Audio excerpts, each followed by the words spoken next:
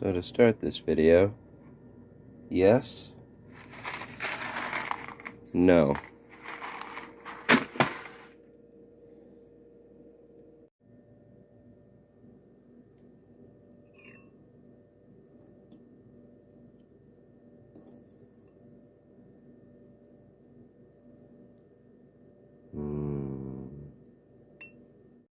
Hi, I'm Dennis. You're watching K&J Cook DeVoe.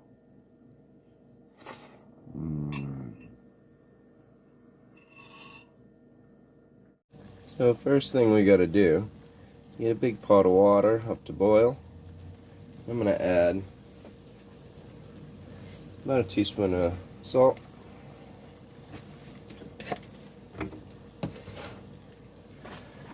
And then add a box of rotini, because it's going to hold the cheese well.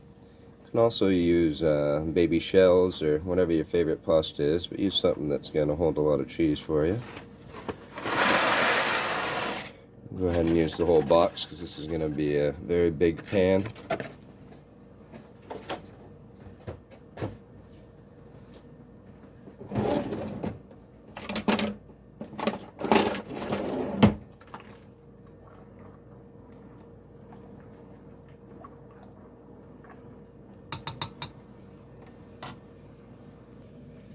And then while we're waiting for that to get ready, I'm going to take about half a pepper.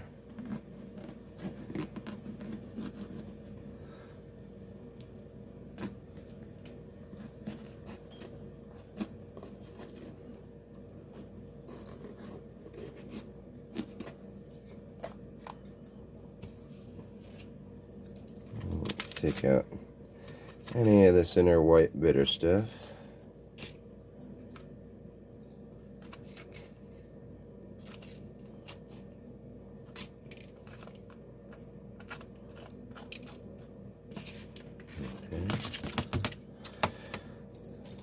And then we're just gonna dice this pepper up, well, more strip this pepper into very small little strips.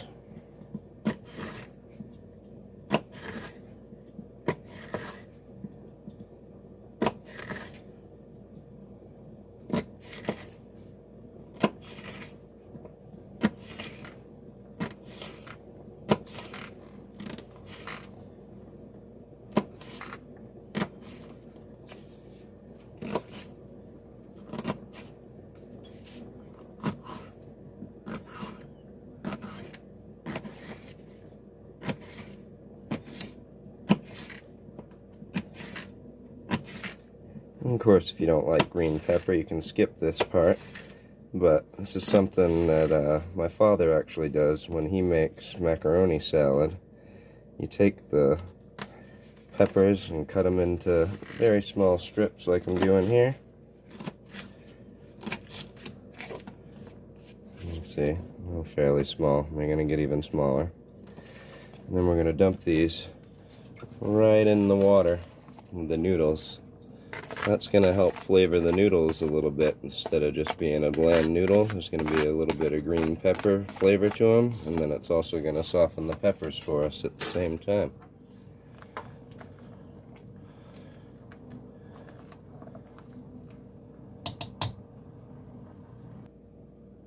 Next thing that we're going to do is we're going to cut a few florets of broccoli.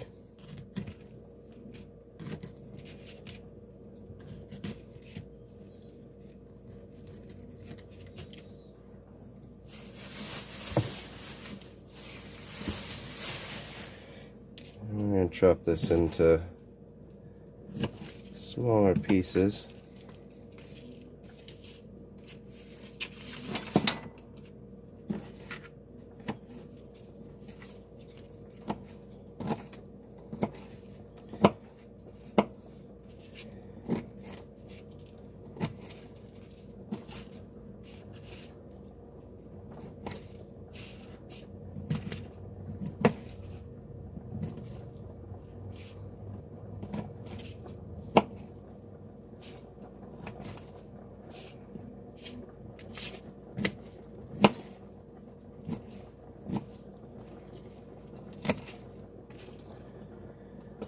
Let me get that all chopped up. I'm going to put it in a microwave safe glass bowl. I'm going to take a couple tablespoons of butter.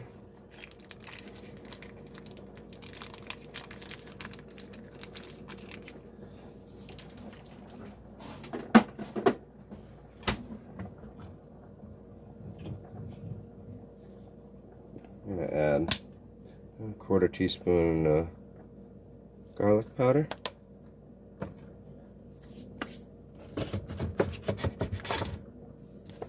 And then we're going to add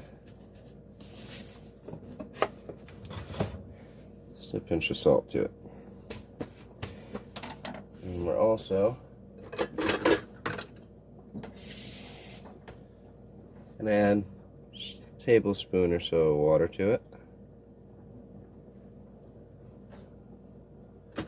And then that's going to go in the microwave for about 5 minutes or until it's about halfway softened up. So it's been about 15 minutes. These noodles have been boiling. Probably only 5 to 8 minutes since I added the peppers. And I can tell now the noodles are about halfway cooked. Still a little al dente. Since we want them to absorb some of the cheese sauce, we want to stop the cooking there.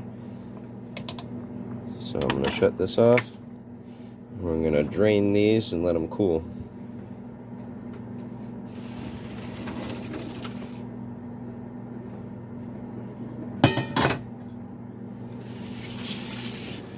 While we're doing that, the way I like to make my homemade mac and cheese, it's a cheap way and tastes better.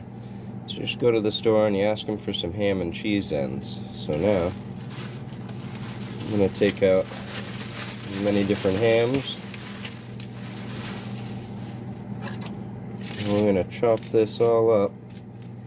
And if it's sliced, we'll chop it into little slices. If we get a bigger piece, we'll cube it a little bit. And then after I get this chopped up, I'm going to sear it real quick in the cast iron pan. Okay, I have all the different hams all cubed up to mostly even sized pieces. Got some butter in the cast iron pan heating up.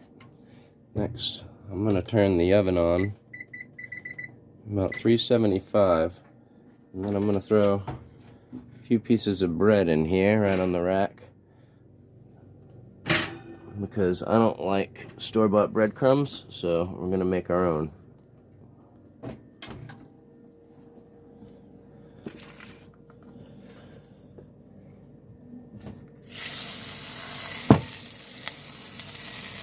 I love the sound of a nice cast iron pan.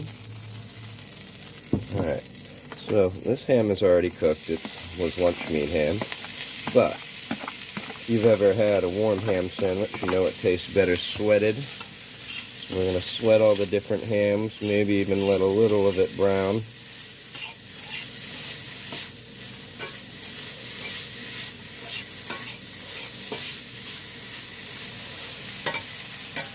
While we're doing that, we're going to get our big bag of cheese ends cut up. So we got some provolone here. That smells like some American.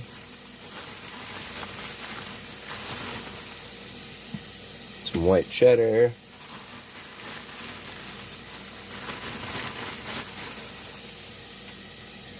Like some more cheddar.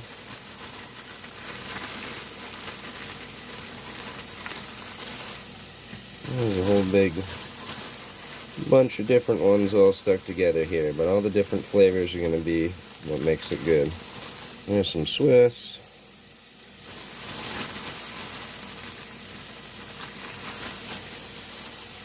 So I'm going to get this all chopped up. About the same thing. We just want small little cubes.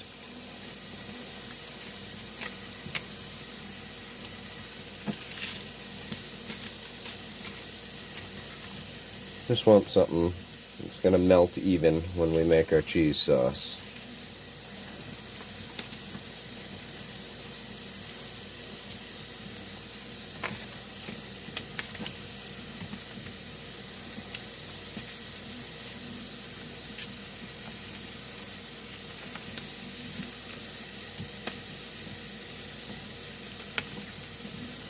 Now, if you have favorite cheeses, you can ask them when you ask for your ham and cheese ends if they have your favorite cheeses, but I think a good blend of everything turns out the best, and you can always taste it while you're cooking. If you need to add more of one, more of another, if it needs more salt, if it needs more sugar, you can figure it out when it's cooking. Okay, that's broken up pretty good. Let's go back to our ham that's sweating off here. Oh yeah, getting little bits of brown on there. We don't want to go too far, it's still going in the oven later.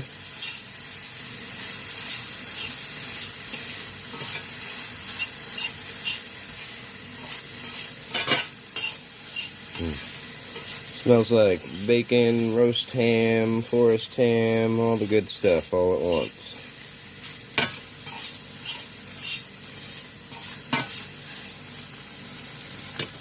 Okay. We'll let that go just a little longer, get a little bit more, a slight browning on it. And then we're going to start our cheese sauce. Okay, so our ham is looking real good now. I checked my bread that was in the oven. Got it just barely toasted on one side. It's all crusty now. So I'm going to break it into little pieces.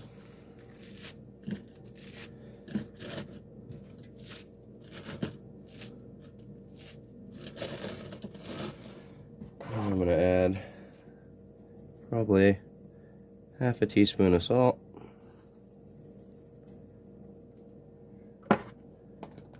And about half a teaspoon of pepper.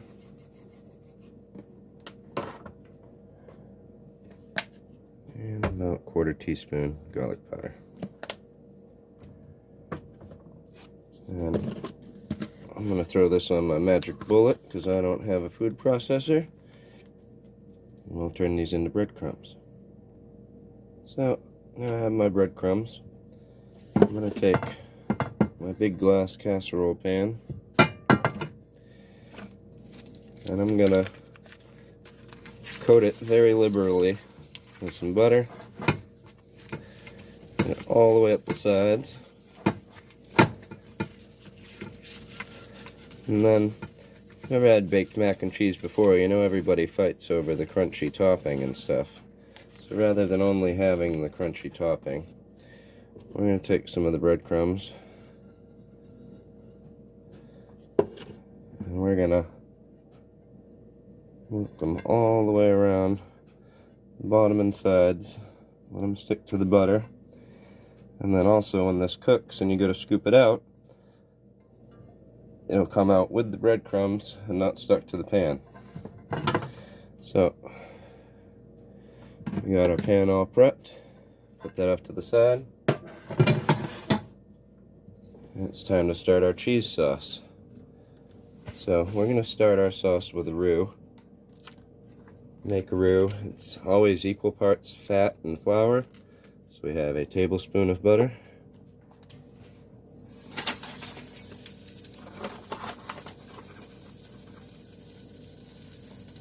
And I'm going to add a tablespoon of flour.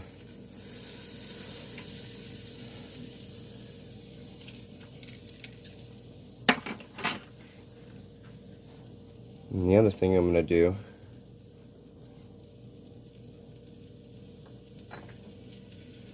is add just a pinch of cayenne to the butter here.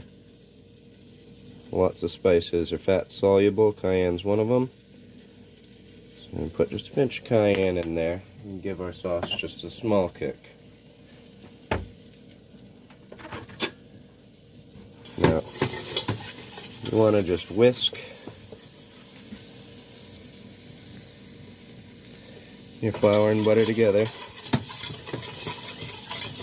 You just want it to turn a little bit of a chestnutty color.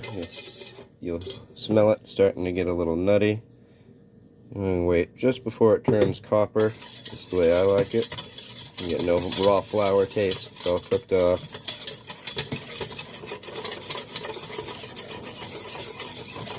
Okay. You can see there. It's turning a nice light brown. So the next thing you gotta do, slowly add some milk to it. Keep whisking.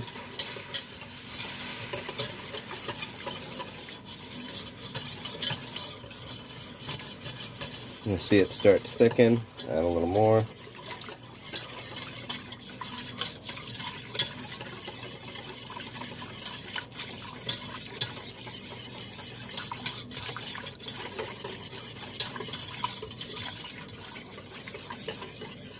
And I want to get probably about inch of milk's worth of depth in here.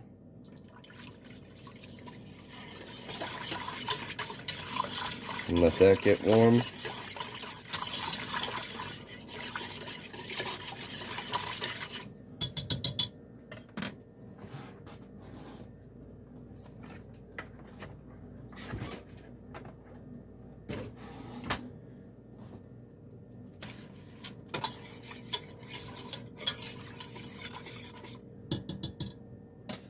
I'm cooking this on very low heat. It's only on just above simmer because you didn't want to burn your roux and you don't want to burn your cheese. So now I'm going to start adding the cheese to the milk. Go about half at a time because I want to give it a chance to melt and not get all stringy on me.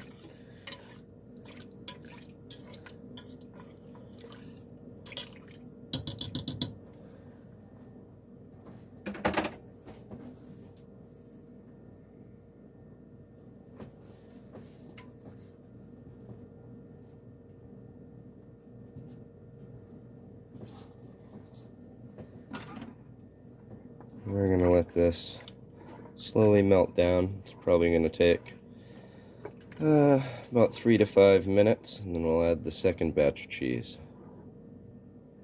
It's been about 3 minutes. Most of the cheese is all dissolved. So we're going to add the second batch.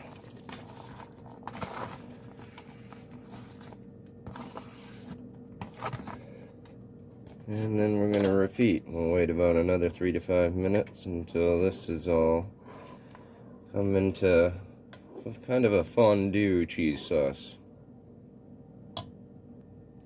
Alright, been another 3 minutes. You can see almost all the cheese is dissolved. That's a good enough starting point to put the rest together. So, I'm going to add all our lovely sweated hams right into the cheese sauce.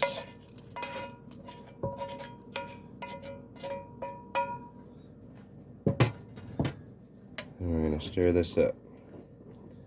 Now you may remember I told you you're going to want to chase this cheese sauce and add whatever it needs. But because there's so much salt and sweetness in the different hams, you're going to want to stir that in first to get a good idea of what it tastes like. So, ooh, that's pretty good. It's a little sharp. There's a little bit of extra cheddar in there. So the way I'm going to fix that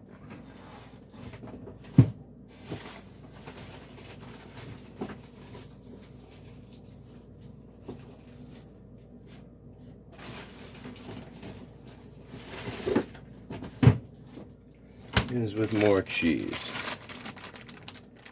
So, I always have some mozzarella in my fridge. You don't want to use too much because it'll make your sauce stringy. But I use about half a cup of mozzarella in there. That'll add a little salt, take out a little of the bite from the cheddar.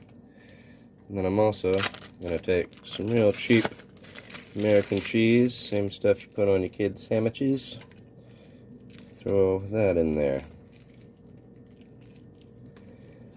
I didn't taste the cayenne at all. So I'm going to add more dash of that. And then I'm going to add about another half teaspoon of salt. Another quarter teaspoon of black pepper. Mix that in.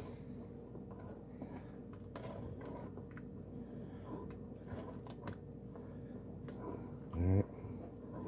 Let's see if we fixed it.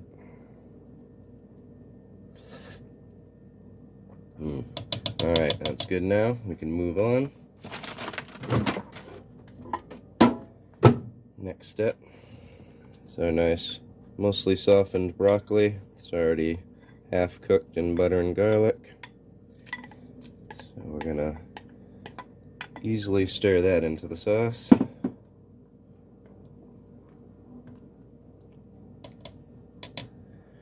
And then our noodles with the green pepper, all about half cooked. We're going to add those right to the sauce as well.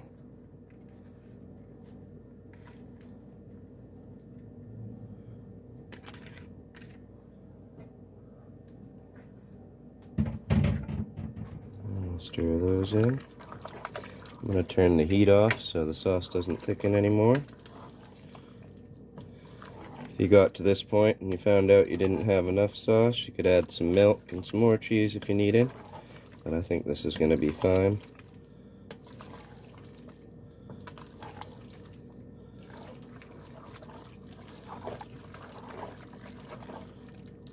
Alright, we got all our broccoli and our ham. Lovely cheese sauce. Next step, we're going to throw it in our casserole pan.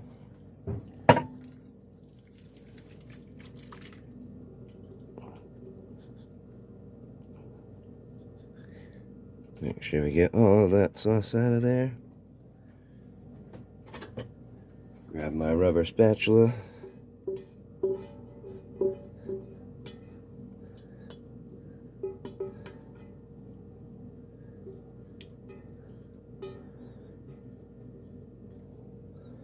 Once you get the pan empty, be nice to everyone else in the house. Put it in the sink and rinse this. It's going to turn to cement. We're going to level out our mac and cheese.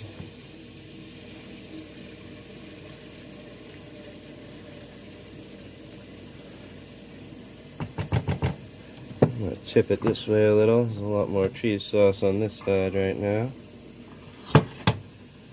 I'll shake it around and equalize that.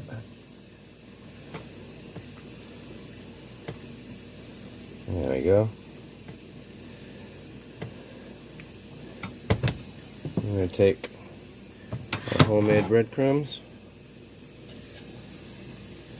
I'm going to sprinkle those right over the top.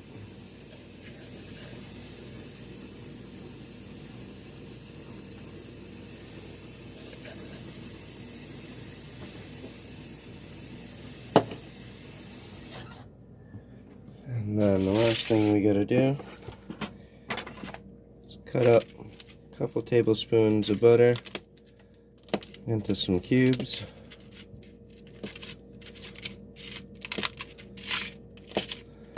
And then we're gonna put these right on top of the breadcrumbs.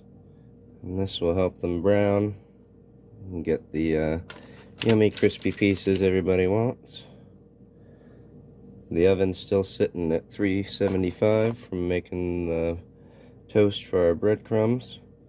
You can leave it there, or you could put it up to 400 depending on how much sauce you have in there, how long you think it should cook. But basically about 20 minutes to half an hour until this is all browned up. Everything's already mostly cooked, and we'll take it out. Okay, so it's been about 25 minutes. You can see topping is browning nice, cheese is bubbling up through the top. As much as we'd like to try a bite right now, this is molten hot cheese lava at the moment. Krakatoa! So we're going to let this sit for probably 20 minutes so that it can cool down and we don't burn our mouth off. Now, unfortunately for me, I am partially lactose intolerant, so I'm going to take this 20 minutes to take my first course, which is going to be a gas X. So this is all done, ready to be cut. I'm just gonna square out a big old hunk here. Unfortunately, my girlfriend couldn't be here this evening, but you always gotta make sure you're nice to the women, so I'm gonna take a big old square.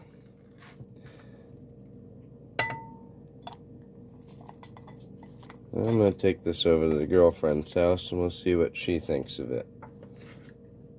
I told you the coating on the outside of the pan was going to save our pan and make it so we all get crispy bits. There you go. Barely any cleanup to do there. Not nearly as bad as you would think. Alright, so this one I'm super excited about because I requested it specially because it's my favorite food. So, here we go.